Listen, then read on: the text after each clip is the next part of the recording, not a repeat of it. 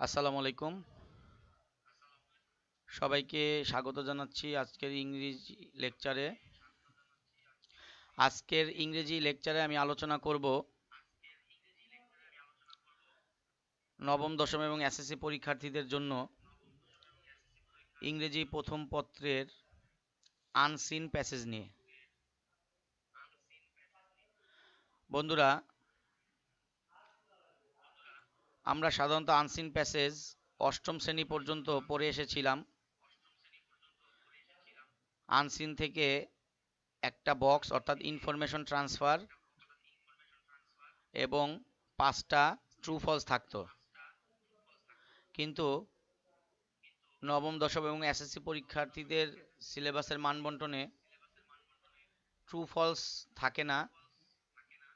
এর পরিবর্তে প্রায় দ্বিগুণ নাম্বার দিয়ে লিখতে হয় সামারি, অর্থাৎ ট্রু ফলসে ছিল 5 নাম্বার, কিন্তু সামারিতে হচ্ছে 10 নাম্বার। তো বন্ধুরা, এইটা কোনোভাবেই অবহেলার কোনো সুযোগ নাই যে আমরা এখানে উইদাউট এনি প্রিপারেশন আমরা সামারি লিখব। অর্থাৎ সামারি সম্পর্কে আমাদের প্রথমে একটা ভালো ধারণা থাকতে হবে, how to write a summary perfectly. আমি সবার মনোযোগ আকর্ষণ করতেছি যে আনসিন প্যাসেজটা দুইভাবে থাকে। সেটা হচ্ছে, প্রথম দিকে বায়োগ্রাফিক্যাল আনসিন অর্থাৎ জীবনী ভিত্তিক আনসিন থাকে। জীবনী ভিত্তিক আনসিনগুলাই পরীক্ষায় এখন পর্যন্ত সবচেয়ে বেশি বার এসেছে, জীবনী ভিত্তিক আনসিনগুলা। আর এরপরেও টপিক ভিত্তিক আনসিনও থাকে, যেমন ইন্টারনেট নিয়ে আনসিন থাকতে পারে, মোবাইল ফোন নিয়ে থাকতে পারে, বা যে কোনো টপিক, ভাইরাস নিয়ে থাকতে পারে, বা তোমার কোনো প্রবলেম নিয়ে থাকতে পারে, নিউজ পেপার নিয়ে থাকতে পারে। এই ধরনের একটা আনসিন কিন্তু তোমাদের সিলেবাসে আছে। তো আমরা যদি টেস্ট পেপার পৃষ্ঠা উল্টাই, আমরা দেখতে পাই ম্যাক্সিমাম আনসিনগুলাই বায়োগ্রাফিক্যাল অর্থাৎ জীবনী ভিত্তিক। ম্যাক্সিমাম আনসিনগুলাই বায়োগ্রাফিক্যাল অর্থাৎ জীবনী ভিত্তিক। এই জীবনী ভিত্তিক আনসিনগুলো নিয়ে আজকে আমি আলোচনা করব। বন্ধুরা, জীবনী বলতেই কোনো মনীষীর জন্ম থেকে শুরু করে মৃত্যু পর্যন্ত তার কর্মজীবন, এটাই আমরা বায়োগ্রাফিক্যাল আনসিন বলতে বুঝি। তো সামারিতে তোমার কাছ থেকে কি কি চায়? সবাই যে ভুলটা করো, বিশেষ করে যারা এসএসসি পরীক্ষার্থী আছো, তারা একটু আমার কথা খুব মনোযোগ দিয়ে শোনো, বা নিউটেনে যারা আছো সবাই মনোযোগ দিয়ে শোনো। সবাই যেই ভুলটা আমরা করি, আমরা জন্ম সালটা এবং মৃত্যু সালটা অবশ্যই এটা নিয়ে খুব বেশি মাতামাতি করি, আলাদা লাইন লিখি। প্রথমে আমি বলে দেই, জন্ম এবং মৃত্যু নিয়ে আলাদা কোনো লাইন লিখা যাবে না। এখন বলতে পারো, স্যার তাহলে কি জন্ম সাল এবং মৃত্যু সাল দিব না? আমি কিন্তু না দেওয়ার কথা বলি নাই। আমি বলছি যে জন্ম এবং মৃত্যু আলাদা লাইনে দেওয়া যাবে না, এইটা কোনো লাইনের সাথে দিতে হবে, অর্থাৎ কানেক্টর ব্যবহার করে বা লিঙ্কার্স ব্যবহার করে জন্ম সাল এবং মৃত্যু সালটা দিতে হবে। আশা করি তোমরা এই বিষয়টা বুঝতে পারছো। আমি কি বলছি কথাটা আশা করি বোঝা গেছে। যারা ইউটিউবে ভিডিওটা শুনতেছো তারা একটু মনোযোগ দিয়ে শোনো। কোনো ব্যস্ততায় থাকলে তারা ভিডিওটা পজ করে আবার ব্যস্ততা থেকে বের হয়ে এসে আবার মনোযোগ দিয়ে শোনো। আমি প্রথমে বলছি যে জন্মসাল এবং মৃত্যু সাল আলাদা নির্ধারণ করে কোনো লাইন লেখা যাবে না। এটা বড় কোনো লাইনের মধ্যে ঢুকাই দিতে হবে লিঙ্কার্স অথবা কানেক্টরস ব্যবহার করে। যেমন এই গেল প্রথম কথা।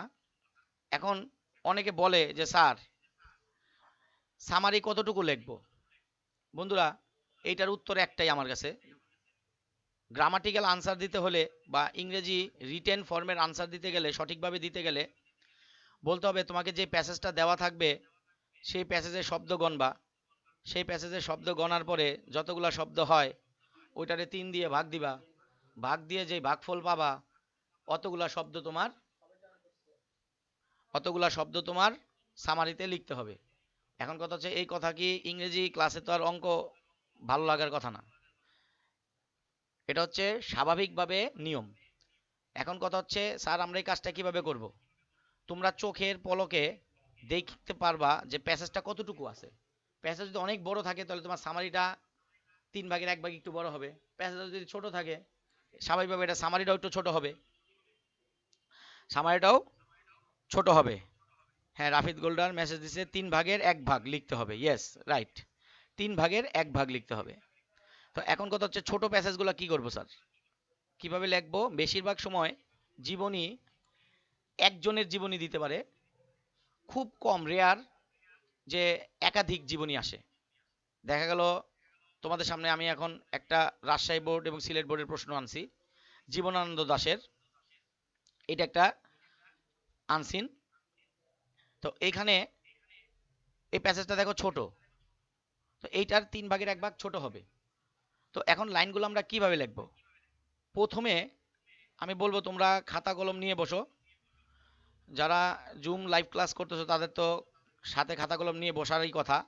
যারা ইউটিউবে দেখতেছো তাদেরকে বলবো ভিডিওটা পজ করো, খাতা কলম নিয়ে আসো। ইউটিউবে দেখলে তো অনেক সহজ, যখন তখন আমারে থামানো যাবে। যখন খুশি তখন তুমি আমার থামাইতে পারবা। তো দেখো, প্রথমে তুমি যেটা দিবা সেটা হচ্ছে একটা উপমা দিবা। একটা উপমা, উপমা বলতে আমি বুঝাইছি, তুমি যার সম্পর্কে সামারিটা লিখবা তার সম্পর্কে একটা কমেন্ট করবা। এটা কমেন্ট করবা, কমেন্ট করবা। তো এই কমেন্টটা হবে প্রথমে। দেখো প্রথমে কি কি দিবা আমি লিখা দিচ্ছি, তোমরা একটু লিখা রাখো। যেভাবে লিখলে তোমরা সামারিতে 10-এ 10 পাবা। আমি মজা করতেছি না, আমি সঠিকই বলতেছি যে সামারিতে 10-এ 10 পাবা এবং এটা সম্ভব 10-এ 10 পাওয়া। প্রথমে কি হবে বলছি আমি, একটা কমেন্ট হবে। প্রথমে কমেন্ট হবে, কমেন্টটা হইতে হবে তার সম্পর্কে ভালো কোনো কমেন্ট। কারণ তোমরা স্বাভাবিকভাবে বুঝো, যার আনসিন তোমাকে লিখতে দিবে, যার আনসিন তোমাকে লিখতে দিবে তিনি অবশ্যই কোনো মহৎ ব্যক্তি বা স্মরণীয় কোনো ব্যক্তি বা বরণীয় কোনো ব্যক্তি। তো তার সম্পর্কে গুড কমেন্ট দিব আমরা, অর্থাৎ গুড কমেন্ট। গুড কমেন্টটা কি? যেমন এখানে বলছে Jibanananda Das was born in Barisal in 1899।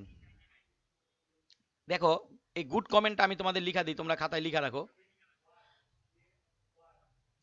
যার কথা বলবে তার নাম প্রথমে লিখবা, তারপর লিখবা is a historical name, historical, historical name in the field of, তারপর আবার গ্যাপ। বন্ধুরা এই সামারি রাইটিংটা আমি গত পরশুদিন চিন্তা ভাবনা করে করছি যে আসলে কি আপডেট লাগে। আমি কিন্তু সামারি তোমাদের আগেও ক্লাসে শিখাইছি। তো সবসময় নতুন কিছু ভাবনা, নতুন কিছু আবিষ্কারে এনকারেজ করে, সবসময় মনে হয় আপডেট কিছু দেই। তো আমি বলি এটা আমার একার না, আরও একজন স্যার আমার সাথে ছিলেন। তো প্রথমে কি, প্রথমে এখানে নাম হবে is a historical name in the field of dash. এখানে দেখো কার নাম দেওয়া আছে, জীবনানন্দ দাশ। তা জীবনানন্দ দাশ আমাদের কোন ফিল্ডের? উনি সাহিত্যের, সাহিত্যের না? আচ্ছা যদি এখানে একটা বিজ্ঞানীর নাম লেখা থাকতো, বিজ্ঞানীর নাম লেখা থাকলে একটা is a historical name in the field of science. যদি পলিটিশিয়ানের নাম লেখা থাকতো, বঙ্গবন্ধু শেখ মুজিবুর রহমানের নাম লেখা থাকতো in the field of politics, তাহলে প্রথম লাইনটা কি হবে? Jibanananda Das is a historical name in the field of, সাহিত্য ইংরেজি কি? সাহিত্যের ইংরেজি আশা করি তোমরা পারার কথা, যেহেতু এটা হচ্ছে লিটারেচার, LITERATURE, তাহলে লিটারেচার। অর্থাৎ এই জায়গায় গ্যাপ থাকবে, এখানে গ্যাপ থাকবে। তোমাকে যেই ব্যক্তির কথা বলা হয়েছে উনি যেই ক্ষেত্রে অবদান রাখছেন সেই ক্ষেত্রটা এখানে লিখতে হবে, আর এখানে উনার নামটা দিতে হবে, এখানে উনার নামটা দিতে হবে, অর্থাৎ উনার নাম কি। যেমন এখন কথা হচ্ছে স্যার, একজন আমাকে জিজ্ঞেস করছে যে রোকেয়া বেগম রোকেয়ার কথা থাকলে তাহলে ইন দ্য ফিল্ড অফ কি, ইন দ্য ফিল্ড অফ হচ্ছে নারী জাগরণের অগ্রদূত, in the field of women. আচ্ছা আমি এটা দেখাবো, আগে এটা দেখাই নেই। আমি সামারি রাইটিং নিয়ে 2 দিন আলোচনা করব, তাড়াহুড়ার কিছু নেই, আমাদের যথেষ্ট সময় আছে, আমরা ধৈর্য ধরে সবগুলা টপিক শেষ করব। তাড়াহুড়ার কিচ্ছু নেই, অল্প অল্প করে পড়বো কিন্তু বুঝে বুঝে পড়বো, আমাদের যথেষ্ট সময় আছে। তাহলে বন্ধুরা এখানে আমি দেখো জীবনানন্দ দাশের জায়গায় তুমি নাম is a historical name in the field of literature. তারপরে তিনি এখানে দেখো তার ব্যাপারে কি বলছে, তার জন্মের কথা বলছে। আমি বলছি কি জন্মসাল আলাদা কোনো লাইন দেওয়া যাবে না, বড় লাইনের ভিতরে ঢুকাই দিতে হবে। He took his masters degree in English at the age of 22। The next year he started his teaching career as a professor of English at the Kolkata City College. He lost his job in Delhi. He lost his job in 1928 on the charge of publishing a poem in the পরিচয় পত্রিকা। অর্থাৎ তিনি একটা কবিতা লিখছেন, এই কবিতা লেখার দায়ে তাকে পানিশমেন্ট দেওয়া হয়েছে, তার চাকরি থেকে তাকে বহিষ্কার করা হয়েছে। But 2 years after he joined the Ramjesh College, Delhi, but returned to his place, সে তার জায়গায় আসা পড়লো of birth the next year, place of birth the next year, অর্থাৎ পরবর্তী বছরই সে তার জন্মস্থানে আসা পড়লো। He got an appointment in Brajamohan College, Borishal in 1935. In 1947, when the partition was made, 1947 সালে যখন দেশ ভাগ হয়, Jibanananda Das left Bangladesh for India, তিনি ভারতের উদ্দেশ্যে চলে যান বাংলাদেশ ত্যাগ করে। In West Bengal he started editing the Saroj patrika, একটা পত্রিকা সম্পাদনা করেন উনি। পত্রিকা সম্পাদনা মানে হচ্ছে পত্রিকার দায়িত্বে ছিলেন। In 1951 he join the Kharagpur college. He was awarded Rabindra Puraskar. In 1953 he met with a tram accident, তোমরা জানো ট্রাম যেটা চলে, হ্যাঁ, accident on the 14th October 1954. He was hospitalized এবং তিনি মারা যান। After a few days he passed away on October 22, 1954। এখন দেখো খুব মনোযোগ দাও, এটা একটা জীবনী, একজন সাহিত্যিকের জীবনী বা একজন তোমার কাছে আসতে পারে যে কোনো জীবনী। প্রথমে তার সম্পর্কে একটা গুড কমেন্ট, তার সম্পর্কে একটা গুড কমেন্ট, এরপরে তার জন্ম স্থান, জন্ম সাল এবং তার প্রফেশন। আমি কি বলছি, জন্ম সাল স্থান শুধু একা লিখবা না, এটার সাথে তার অন্য কিছু যুক্ত করবা, একটা বড় লাইনে যুক্ত করবা। প্রফেশনগতভাবে তিনি ছিলেন শিক্ষক। আমি কি বলছি, দ্বিতীয় লাইনে কি হবে দেখো, প্রথম লাইনে গুড কমেন্ট, দ্বিতীয় লাইন লিখা গেল প্রফেশন। তার প্রফেশন কি ছিল? স্যার প্রফেশন তো প্রথম দিকে দেওয়া থাকে না, শেষের দিকে দেওয়া থাকে। আরে ভাই আপনাকে তো সামারি লিখতে বলছে, এখানে প্রথম দ্বিতীয় তোমাকে প্যাসেজের ধারাবাহিকতা তোমাকে রক্ষা করতে হবে এমন কোনো কথা না। পুরো প্যাসেজটা অনুযায়ী তুমি তোমার মতো করে তার তথ্যটা সুন্দরভাবে উপস্থাপন করবা, সুন্দরভাবে উপস্থাপন করে দিবা, তাইলেই হয়ে যাবে। এবং এইটাই perfect way to right perfect summary. তো বন্ধুরা আমি প্রথমে বলছি কি গুড কমেন্ট, অর্থাৎ তার সম্পর্কে ভালো উক্তি। এরপরে প্রফেশন, প্রফেশনের সাথে with birth date and place লেখা ফেলেন এভাবে যে কোনো সামারি।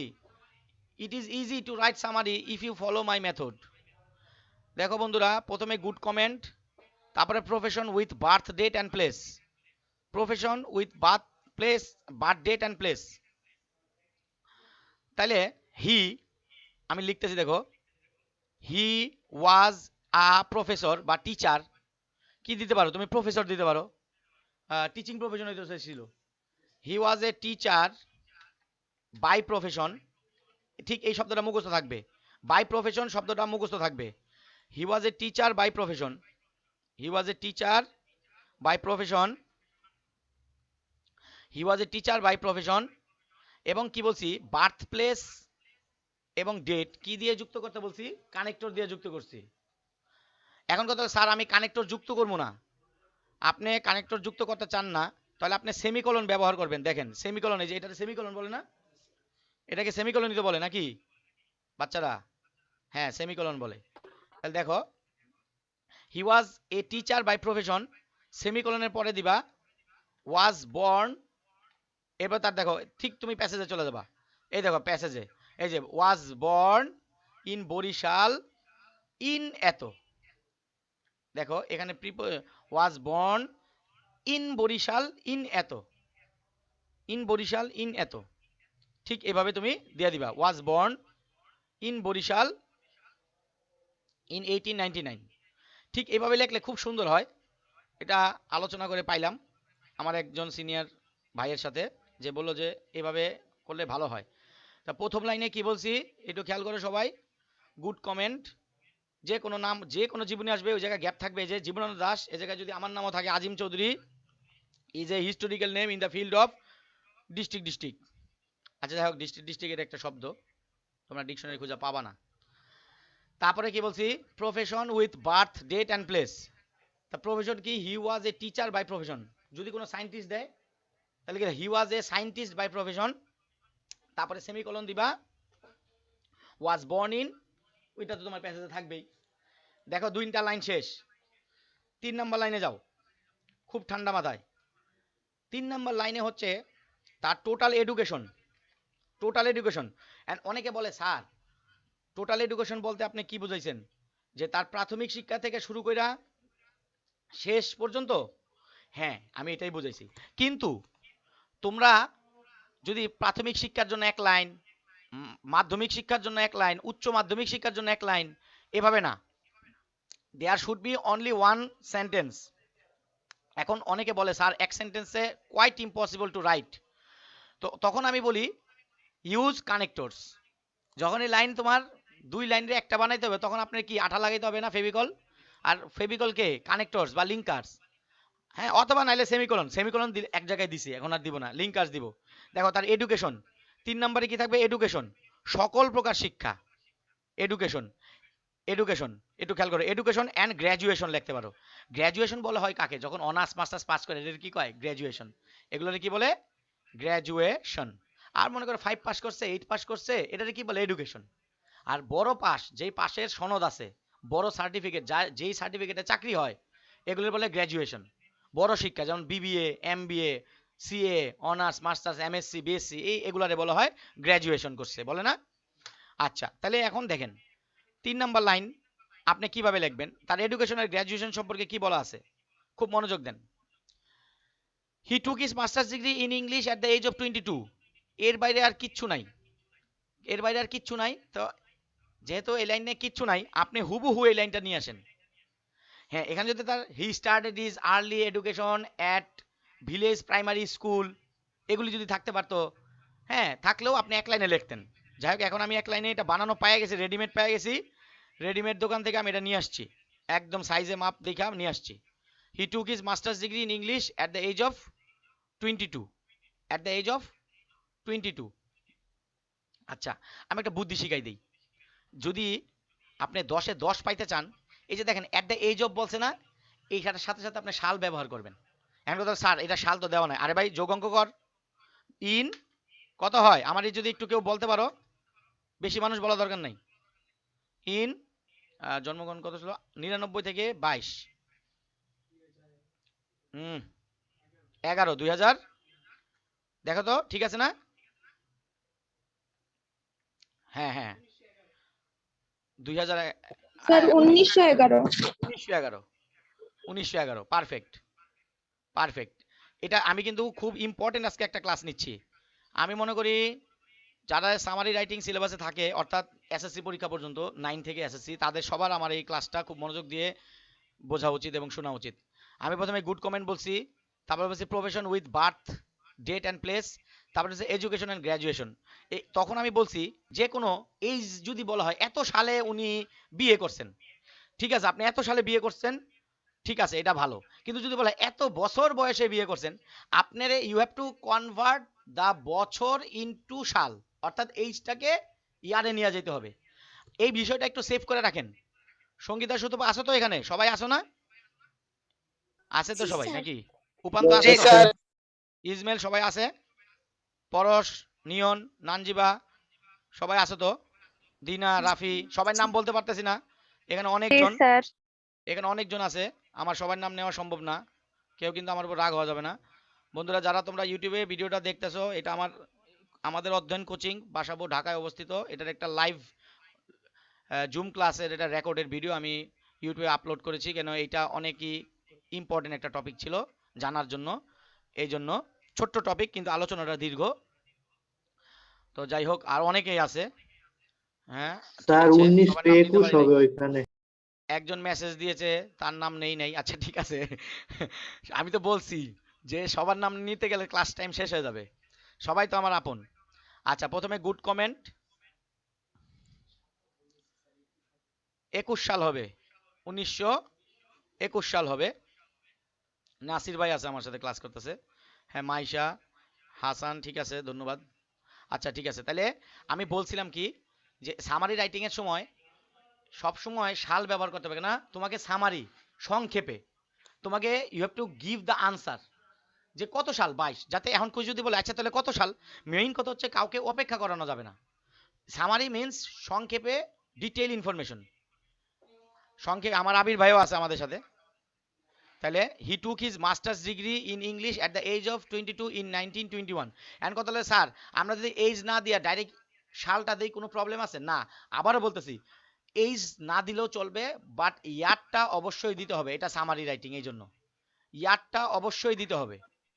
দেখো 3টা লাইন, দেখো কি ঠান্ডা মাথা আগা, গুড কমেন্ট, তারপরে হচ্ছে profession with birth date and place, আমি একটা সেমিকোলন ব্যবহার করে লিখছি, তুমি ইচ্ছা করলে এখানে এন্ড দিতে পারতা।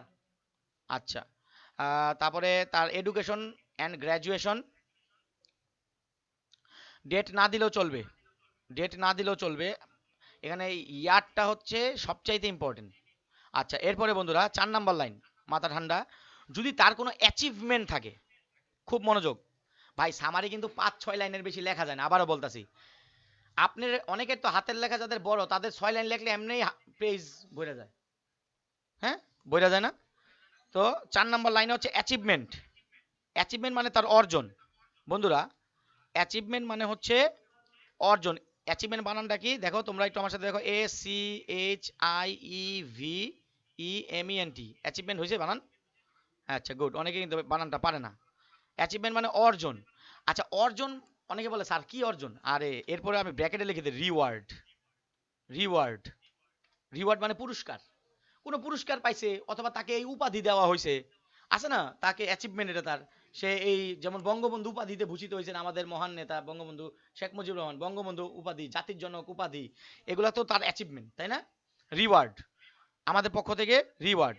এখন তার অ্যাচিভমেন্ট কি আছে দেখো, এখন কথা স্যার অ্যাচিভমেন্ট কয় লাইন, আমি বারবার বলছি 1 লাইন, যদি না পারো 2 লাইন, 2 লাইন আমি ইন্সপায়ার করি না তোমাদের, 1 লাইন করি।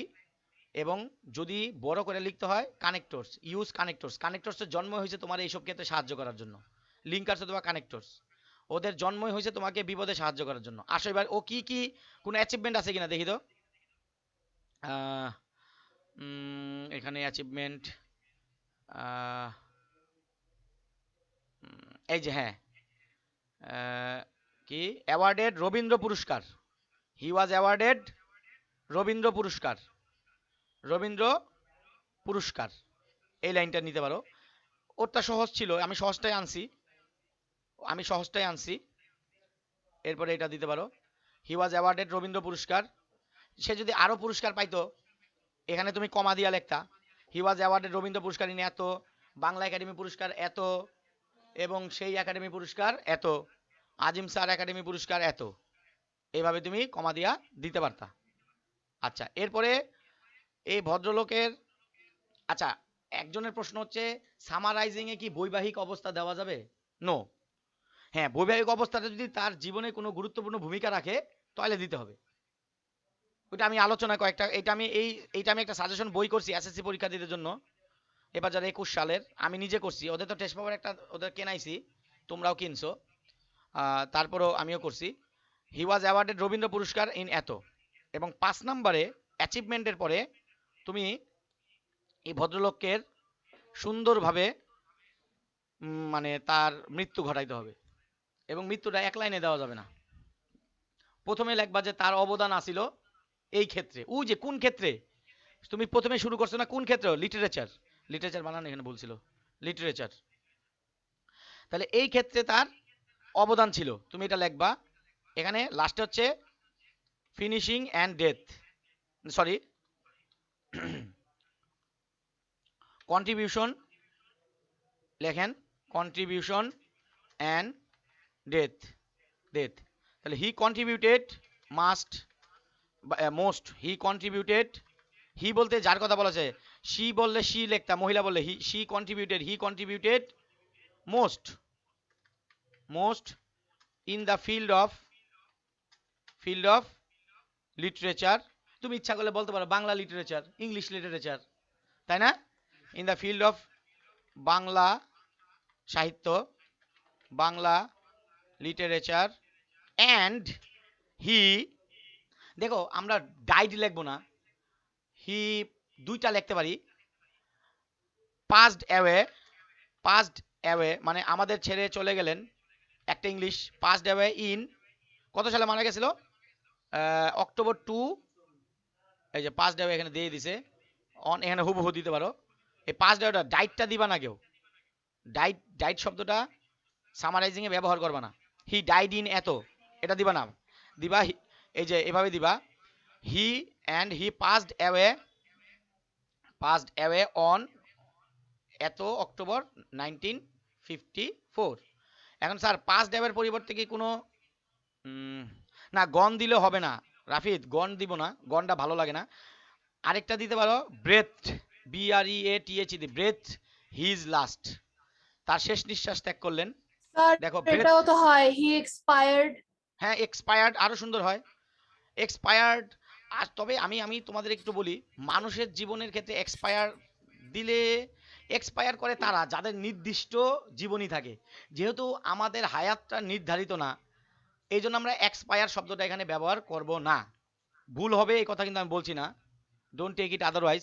দেখবা কোনো কিছু কিনলে ওখানে এক্সপায়ার ডেট দেওয়া থাকে, কেন ওখানে নির্দিষ্ট আছে, কিন্তু তোমার আর আমার হায়াত তো নির্দিষ্ট না, আসার সিরিয়াল আছে, যাওয়ার তো আর সিরিয়াল নাই, নাকি? আসার সিরিয়াল আছে, যাওয়ার তো আর সিরিয়াল নাই, মাইশা না ডিপার্টেডও দিব না আমরা। আমি যেই দুইটা লিখছি সেটা হচ্ছে পাস্ড অ্যাওয়ে, সবচেয়ে সুন্দর হয় ব্রেথ হিজ লাস্ট, অথবা ব্রেথ হার লাস্ট, অর্থাৎ শেষ নিঃশ্বাস ত্যাগ করেন, এইটা সবচেয়ে সুন্দর হচ্ছে ব্রেথ হিজ লাস্ট। তাহলে এই লাইনটা আমাদের মনে থাকতে হবে, হি কন্ট্রিবিউটেড মোস্ট, এই যে কন্ট্রিবিউটেড মোস্ট, কন্ট্রিবিউট শব্দের অর্থ হচ্ছে অবদান রাখা, হি কন্ট্রিবিউটেড, এই যে হি কন্ট্রিবিউটেড মোস্ট, তারপরে লিখবেন ইন দ্য ফিল্ড অফ এর পরে গ্যাপ, এই যে বাংলা লিটারেচারের জায়গা হইতে পারে in the field of communication technology, in the field of medical science, in the field of English literature, হইতে পারে না? হ্যাঁ, and he breath his last on অত। দেখো 5 নাম্বার লাইনও শেষ, এবার 6 নাম্বার লাইন, 6 নাম্বার লাইনে আপনি জাস্ট একটা ফিনিশিং দিবা, ফিনিশিং দিব আমরা, ফিনিশিং, একদম সামারি রাইটিংটা খুব সুন্দরভাবে তোমাদের আজকে দেখাই দিলাম। দেখো ফিনিশিংটা কিভাবে দেখবা, পিপল লাইক হিম, তার মতো মানুষ, এই হিমের জায়গায় কিন্তু হারও হইতে পারে, মহিলা হইতে পারে, people like him is really praiseworthy, praiseworthy মানে কি বন্ধুরা, প্রেইজওর্দি মানে প্রশংসার যোগ্য, স্মরণীয় যোগ্য, প্রশংসার যোগ্য, people like him is really praiseworthy, ছোট্ট একটা কমা দিবা, we will remember them with profound respect, গভীর শ্রদ্ধায় তাদেরকে আমরা স্মরণ করব, আচ্ছা এখানে একটা অলওয়েজ দিলে আলোচনা অলওয়েজ দিয়ে দাও we will always remember them with profound respect. এই হচ্ছে ফিনিশিং সবার ক্ষেত্রে একটাই এই লাইনই। People like him is really praiseworthy, people like her is really praiseworthy. এখন কথা হলো স্যার পিপলের জায়গায় আমি দ্য ম্যান দেই, দাও, সমস্যা নাই, কোনো সমস্যা নাই। তাহলে we will always remember them with profound respect. Them দিতে পারো, আমি দ্যাম দিছি কেন, যে পিপল দিছি না, কিন্তু যদি এখানে দ্য ম্যান দাও তাহলে কিন্তু আবার হিম দিতে হবে বা হার এভাবে দিতে হবে। যাই হোক এটাই দাও, people like him is really praiseworthy, তার মতো মানুষরা সবসময় প্রশংসার যোগ্য, আমরা সবসময় তাদেরকে গভীর শ্রদ্ধায় স্মরণ করব। দেখো এই নামগুলো যখন আমাদের সামনে আসে আমাদের শ্রদ্ধা আসে পড়ে না? বেগম রোকেয়ার নাম যখন আসে শ্রদ্ধা আসে না? মাদার তেরেসা শ্রদ্ধা আসে না? মনের থেকে কিন্তু আসে, তোমার বলা লাগে না এই শ্রদ্ধা আন, তাই না? বন্ধুরা, যে কোনো জীবনীর সামারি এভাবে লেখার জন্য আমি তোমাদের কাছে বলতেছি যে তোমরা সামারিগুলা এভাবে লিখবা। আশা করি খাতা কলমে লেখা নিছো, তোমাদের জন্য এটা খুবই স্যার উপকার হবে। ফিনিশিং লাইনটা আরেকবার দেখান। আচ্ছা ফিনিশিং লাইনটা স্ক্রিনে আছে, দেখেন, একটু দেখে নেন। People like him is really praiseworthy, we will always remember them with profound respect. একদম মুখস্থ করে ফেলবেন এই লাইনগুলা, অর্থাৎ 6 লাইনে শেষ করতেছি আমি সামারি। এবার প্যাসেজ যত বড়ই থাকুক আর যত ছোটই থাকুক, এটা হচ্ছে তোমাদেরকে একটা বুদ্ধি, কৌশল। বন্ধুরা কৌশল অনেক সময় কাজে দেয়, তাই না? কৌশল অনেক সময় আপনি এটা 6 লাইন লিখতে গিয়ে দেখবেন অর্ধেক পৃষ্ঠা হয়ে গেছে। আরেকটা জিনিস অবশ্যই মাথায় রাখতে হবে বন্ধুরা, সামারি রাইটিং কিন্তু আপনি একদম মনের খুশি মতো লিখবেন হইব না, কিন্তু সামারি কিন্তু বেশি লিখলে নাম্বার কিন্তু মাইনাস হয়। হ্যাঁ ছোয়া বড়ুয়া ধন্যবাদ, ও মেসেজে অনেক ইজি হয়ে গেছে স্যার সামারি লেখা। হ্যাঁ এখন খুবই ইজি হয়ে যাবে তোমাদের জন্য, যে কোনো সামারি তোমরা পারবা। টেস্ট পেপার যেটা আছে তোমাদের সামনে, তোমরা টেস্ট পেপার নিয়ে এবার প্র্যাকটিস করা শুরু করো নিজেরা। যেমন আবুল কাশেম ফজলুল হক, বাস নিজে করো। People like him is really praiseworthy, will always remember them with profound respect, তাই না? কথা ঠিক আছে না? কথা তো ঠিক আছে। আমার কথা কি কোনো ভেজাল আছে? হ্যাঁ, আমি আজকে ক্লাস নো করানোর স্যার। সময় কাউকে কি আমি কোনো কিছু বলেছি? তো যাই হোক, সবার কাছ থেকে বিদায় নেওয়ার সময় হয়েছে। আগে আমি যারা ইউটিউবে ভিডিও দেখতেছে তাদের কাছ থেকে আগে বিদায় নেই, তারপরে আমি আমার জুম ক্লাসের কাছ থেকে বিদায় নিব। তো বন্ধুরা তোমাদের কাছ থেকে বিদায় নিচ্ছি, আবার আরেকটা টপিক নিয়ে আবার দেখা হবে ইনশাল্লাহ। অতক্ষণ ভালো থাকো, আল্লাহ হাফেজ।